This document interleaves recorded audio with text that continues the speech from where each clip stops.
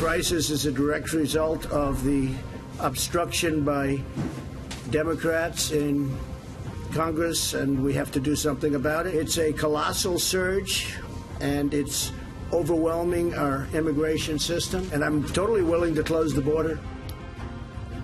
Tonight, the President of the United States calling attention to an immigration crisis, the likes of which the Homeland Security Secretary equates to a Cat 5 hurricane. That's how significant it is considered. Border Patrol apprehending more than 100,000 illegal migrants at our southern border just last month alone. Think about that. It's staggering. Okay, so let's just employ a little bit of common sense, just for a minute here. Considering these staggering numbers, Lord knows we could use a little common sense right now. More than 100,000 foreigners are illegally crossing our border within one 30-day stretch, and then they're disappearing into our country. None of this is good. It is not good. But you want to know what else is not good? This idea, perpetuated by the media and by the Democratic Party, that somehow we're in an all-or-nothing environment when it comes to immigration. You know, it shouldn't be that hard. Really shouldn't. I mean, step one, secure our border. Add a wall, add surveillance, add more border patrol.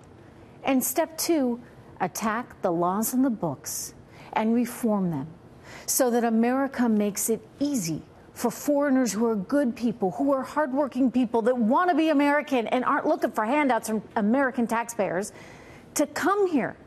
We need them. We need immigrants. We want them. No one is disputing that. But if you listen to the Democrats, some of whom are disgustingly comparing the president's desire to secure our borders as akin to the Third Reich in Nazi Germany, yeah, nuts, right? We're going to tackle that later in the program. To listen to these Democrats, you'd think conservatives absolutely hated immigrants, which is a pathetic oversimplification and an unjust characterization, if you would, of this entire issue.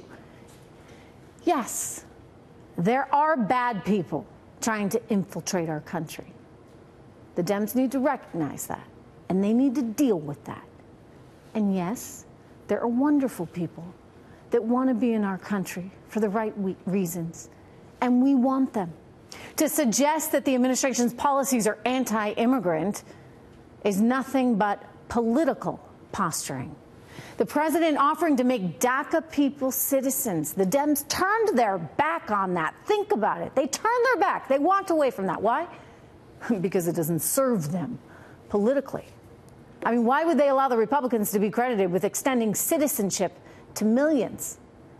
They have no intention of allowing that. No intention, because they want to hoard and save that entire group of voters to themselves. They want that group of voters to be dependent on Democratic politicians for citizenship and for basic necessities.